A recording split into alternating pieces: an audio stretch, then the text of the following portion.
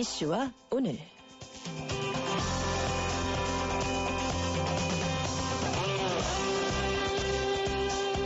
요즘 학교 폭력 양상이 달라졌다고 하네요. SNS, 사이버상 왕따와 언어 폭력이 빈번하게 발생하고 있다고 하는데 물리적인 폭력만큼 깊은 상처를 남기는 이들 폭력 행태에 대해서 알아보겠습니다. 사이버 폭력, 또 모바일 폰을 이용한 폭력에 대한 대체법도 함께 알아볼게요.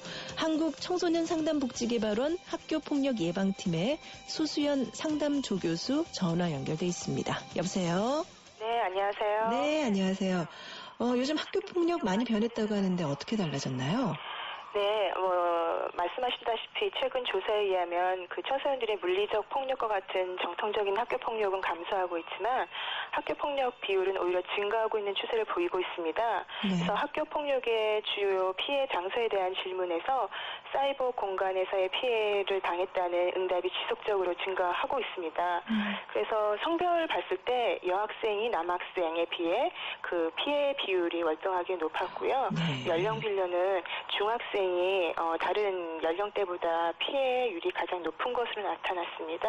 네. 예, 이와 같은 이제 신체적 폭력과 같은 물리적 폭력이 줄어들고 사이버 폭력이 증가하는 거는 그만큼 물리적인 폭력에 대한 처벌이 강화되었기 때문에 청소년들이 이와 같은 처벌을 피하면서 네. 조금 더 쉽게 접할 수 있는 사이버 폭력을 행사하게 되는 것으로 보여집니다. 그렇군요. 사실 제가 저희 주변에도 아이들 스마트폰 언제부터 사주는지 한 번씩 여쭤보면 이제 보통 중학생 되면 네. 네, 그때 스마트폰을 많이 구입을 맞아요. 하더라고요. 예, 예. 그러면서 이제 스마트폰에 좋은 점도 있겠지만 이렇게 악용하는 그런 사례도 좀 느는 것 같습니다. 근데 예전에는 뭐 물리적인 폭력이 지금 요즘 많이 줄었다고 말씀하셨는데 네. 학교에 가면 가장 힘센 아이, 이런 아이들이 조금 네. 활개를 쳤다면 요즘은 SNS를 통해서 하다 보니까 스마트폰 쓰면 다 누구나 이런 폭력이 가능할 것 같아요. 어떨까요? 네, 그렇습니다. 사이버 폭력은 가상 공간에서 이루어지는 만큼 누구나 언제든지 할 수 있고 당할 수 있다는 특성이 있어요. 네. 대부분의 학생들이 사실 말씀하신 것처럼 스마트폰을 사용하고 있고 또 스마트폰을 이용해서 친구들과 의사소통을 많이 하고 인터넷을 비롯한 다양한 SNS를 통해서 또래들 간의 정보나 소식을 공유함으로써 그 사이버 폭력에 노출될 수 있는 환경이 광범위해지는 것이 사이버 폭력에 증가하고 있는 하나의 밑바탕이 될 수 있는 것이라고 보여집니다. 그래서 사이버 폭력은 장소에 관계없고 24시간 지속될 수 있어서 말씀하신 것처럼 청소년들에게는 오히려 더 큰 상처가 되고 익명성이라든지 비대면성이라든지 넓게 광범위하게 나타날 수 있기 때문에 더 심각성 때문에 학생들이 큰 고통을 받고 있는 심각한 문제라고 할 수 있습니다. 그렇군요. 이게 물리적인 폭력 같은 경우는 학교를 간다거나 학교라는 공간 안에서 네. 이루어지게 될 것이고 또 학교 가는 시간이 하루 종일은 아니니까요. 네네. 집에 오면 또 피할 수도 있는 것인데 SNS 그렇죠. 같은 경우는 스마트폰만 들고 있으면 누구나 다 당할 수 있는 것이니까요. 그렇죠. 네네. 시간, 공간 구애받지 않는 거죠. 초월하는 네. 거죠, 정말. 네. 근데 예전에는 이런 물리적인 폭력을 당하는 아이들이 좀 약한 아이라든가 네. 이런 구분이 좀 있었던 것 같아요. 네. 근데 요즘은 누구나 또 당하는 거니까 사이버 폭력엔 구분이 없을 것 같아요. 당하는 아이들의 경우는요. 네, 맞습니다. 좀 더 광범위해진 특성이 있긴 하지만 학생들 중에서 친구 관계에 적응하기 어렵거나 관계를 맺는 기술이 떨어지는 아이들인 경우에 사실 오프라인에서 적응하기는 어려운 친구들이 사이버 공간에서 폭력을 당하는 경우가 많습니다. 네. 물론 광범위해지긴 했지만 그래서 따라서 사이버 폭력 양상을 사이버라는 것에 너무 초점을 두기보다는 스마트폰 사용이 저연령화되고 되면서 이제 학교 폭력 양상이 사이버상으로 옮겨졌다고 보시는 게 더 정확할 것 같습니다. 네, 아니 그러면 이 SNS로 하는 이런 사이버 폭력, 네. 왕따 어떤 식으로 일어나는 건가요? 그냥 문자로 네. 수치스러운 얘기를 전달한다거나 이런 건가요? 그러게요. 이제 부모님들이 보시면 이런 식으로 우리 아이가 당하고 있구나, 당할 수 있구나라는 생각이 드셔서 놀라실 수 있는데요. 네. 크게 4가지 정도로 아이들이 많이 사이버 폭력들이 이루어지고 있습니다. 사이버상에서 첫 번째가 가장 심각한 게 이제 유명 채팅 앱. 요즘 우리나라 국민의 96%가 사용을 하고 있다고 합니다. 똑똑한 그거. 예. 네. 그 앱을 이용한 사이버 폭력이 가장 큰데요. 채팅방으로 이제 채팅방을 이제 개설할 수 있잖아요. 채팅방으로 이제 대상을 초대한 다음에 여러 사람이 그 친구를 무시하는 방식이 있습니다. 그래서 그 친구가 건네는 말에는 아무도 대답하지 않거나, 다른 학생이 말을 걸면 막 열광적으로 대답해 줌으로써 너는 왕따다라고 각인시키는 그런 방법이 있습니다. 그다음에 두 번째는 이제 피해 학생을 채팅방으로 초대해서 단체로 욕설을 퍼붓거나 뭐 굴욕적인 사진을 공개적으로 공개하는 거죠. 보여주는 거죠. 이게 가장 전형적인 방식이에요. 그래서 사이버 감옥이라는 게 있어요. 그래서 아이가 나가고 싶어 해서 채팅방을 나가려고 하면 다시 초대하기로 해서 계속 나가지 못하게 해서 그거를 괴롭히는 방식이 있습니다.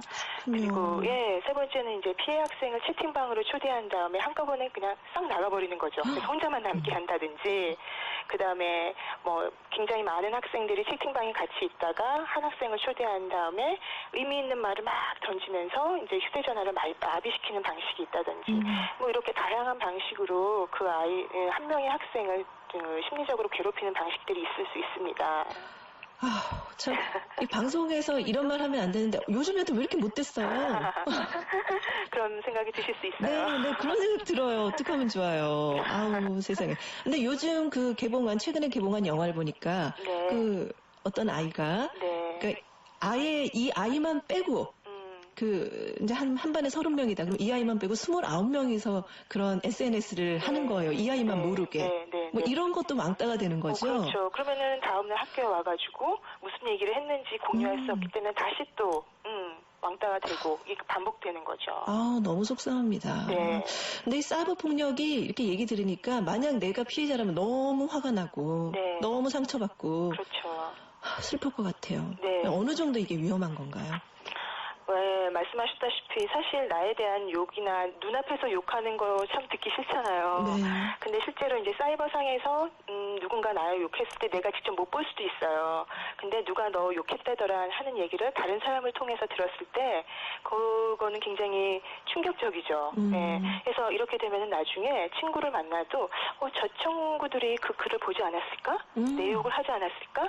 그러니까 이런 피해의식이 굉장히 극도화될 수가 있다는 거죠. 그래서 그런 것들이 이제 청소년들한테는 관계가 굉장히 중요한데 누군가 나를 이렇게 욕하고 있다는 그런 생각들 때문에 화가 나기도 하고 죄책감스럽기도 하고 무력감을 느끼고 수치감스럽잖아요. 누군가 나를. 근데 이런 것들에 대해서 적절하게 대응할 수 없는 상태가 돼버린다는 거죠.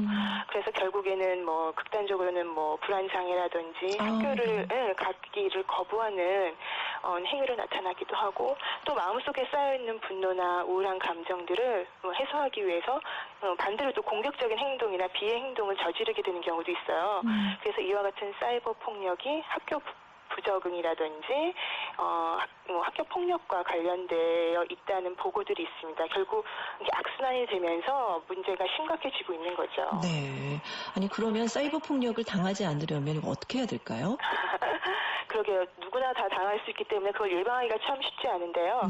나를 방어하는 것이 중요한 게 아니라 학교나 가정, 사회가 한꺼번에 같이 노력하는 부분들이 굉장히 중요하다고 생각이 듭니다. 그래서 사이버 폭력에 대한 인식과 예방 교육이 같이 한꺼번에 체계적으로 이루는 게 중요한데요. 가정에서는 평소 자녀의 온라인 사용에 대한 관리, 관심이 되게 필요해요. 그리고 학교에서도 새로운 이러한 통신 수단에 대해서 선생님도 잘 아셔야 되고, 그다음에 위험성이라든지 안전한 사용 방법 등에 대한 교육을 통해서 사이버 폭력을 예방하는 것이 중요하고요. 청소년들한테는 사이버 공간에서의 폭력도 폭력 행위가 될 수 있음을 알리는 사이버 윤리 교육이 되게 중요합니다. 그래서 학생들이 서로를 배려하고 존중하는 이런 분위기를 전반적으로 같이 조성하는 것이 결국은 이러한 심각한 사이버 폭력을 줄어들게 만들지 않을까 싶습니다. 사실 어린 학생들은 이 SNS상의 폭력을 조금 가볍게 여길 수도 있을 것 같아요. 그럴 수 있죠. 자, 그러면 사이버 폭력을 당했을 경우에 어떤 좀 징후 같은 게 보일 것 같습니다. 평소에 살필 수 있는 방법이 있을까요? 부모님들은 아마 이 부분이 가장 궁금하실 수도 있을 것 같아요. 그래서 일단 아이가 문자가 오거나 뭐 카톡, 제가 톡이 왔을 때 예, 아이의 반응을 좀 잘 살펴보는 것도 중요할 것 같습니다. 그래서 아이가 그런 메시지를 받고 불안해하거나 초조해하거나 우울한 증상을 보인다면 좀 조심해야 하는데 부모가 사실 직접 채팅 내용을 보지 않는 이상 실질적으로 확인할 길이 없잖아요. 그렇죠. 그냥 예, 정황상 유추할 뿐이죠. 그래서 아이가 스마트폰을 보면서 그런 모습들을 보인다고 하면 강제로 스마트폰을 빼앗으려고 하지 마시고 네. 아이하고 좀 얘기를 통해서 어떤 것 때문에 그런지 왜 이렇게 힘든지 뭐 때문에 이렇게 불안해하는지를 잘 이렇게 대화를 통해서 아이의 입을 통해서 얘기를 듣고 도와줄 수 있는 방법을 모색하는 것이 되게 중요합니다. 그렇군요. 자, 그리고 이제 사이버 폭력의 가해자. 네. 가해자 측의 부모는 또 어떻게 해야 할지 이것도 좀 알아야 될 것 같습니다. 사실 뭐 이런 그런 톡에 이게 뭐 친구들이 쭉 이렇게 있잖아요. 막 내가 친구가 이만큼 있다. 막 자랑도 하게 되고 그러는데 그럼 어머 우리 애는 학교 생활 잘하나 보다. 뭐 이렇게만 생각하실 것 맞아요. 같아요. 네네. 근데 이게 가해자 측이 될 수도 있거든요. 그렇죠. 부모는 어떻게 해야 될까요?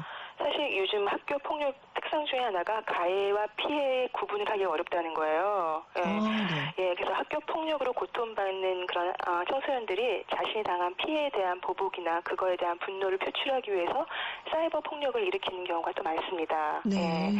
그래서 피해를 당한 학생이 또 가해도 하는. 그렇죠. 본인이 오프라인상에서 할 수 없는 행동들을 온라인상에서 할 수 있는 가능성이 높아지는 거죠. 네. 마음속에 있는 그런 분노라든지 화라든지 뭐 수치심 이런 것들이 표출되기 때문에 사실 가해 친구들도 사실은 피해자일 수 있다는 거죠. 그래서 이들의 이런 부분들이 같이 치유될 수 있는 것들이 중요합니다. 그래서 가해자가 사실 힘을 좀 자랑하고 싶고 인정받고 싶은 것 때문에 아이들이 그렇게 폭력을 가하는 경우들도 있거든요. 예, 그래서 그것도 하나의 인정받고 싶은 하나의 마음일 수 있다는 것들을 조금 알아야지 여기서 벗어날 수 있습니다. 그래서 청소년들의 마음을 치유하는 상담 개입이 사실 처벌보다 되게 중요해요. 그래서 부모님들도 자녀가 어떤 마음으로 이렇게 우리 폭력을 행하게 되는지 좀 살펴보고 자녀의 마음을 좀 알아주는 태도도 필요하고요. 자녀에게 이런 행동이 잘못된 행동이고 이로 인해서 상대방이 얼마나 고통스러워할지에 대해서 함께 나누는 과정도 필요합니다. 그렇군요. 참 오늘 정말 그 좋은 말씀들을 많이 해주셨는데 마지막으로 우리 청취자들께 하고 싶은 말씀 있다면 정리 좀 부탁드릴게요. 네, 사이버 폭력을 바라볼 때 겉으로 드러난 현상만을 보고 이와 같은 현상을 덮어버리거나 없애버리려는 그런 해결 방식은 또 다른 문제를 만들어낸다는 것을 다 같이 좀 생각해볼 필요가 있다고 생각을 합니다. 그래서 무엇보다 학교 폭력을 감소시키기 위해서는 청소년들이 상대방을 배려하는 문화에 대한 교육이 굉장히 많이 인성교육이라고 하죠. 이런 부분이 되게 중요하다고 생각이 듭니다. 그래서 뭐 2012년부터 사실은 저희 교육부하고 여성가족부가 함께 뭐 또래 상담 사업이라고 해서 청소년들이 친구들을 상담해주는 그런 사업들을 하고 있어요. 그래서 옆에 힘든 친구들한테 먼저 다가가서 얘기를 걸어주기도 하고 그런 친구들이 가해하던 친구들이 조금 또 다른 친구들을 도와주기도 하고 이런 것들이 선순환 방향으로 돌아갈 수 있도록 우리 사회가 같이 함께 노력해야 되는 것들이 중요하고 부모님들도 관심을 가져주셨으면 좋겠습니다. 네, 알겠습니다. 한국청소년상담복지개발원 학교폭력예방팀의 소수연 상담조교수였습니다. 고맙습니다. 감사합니다.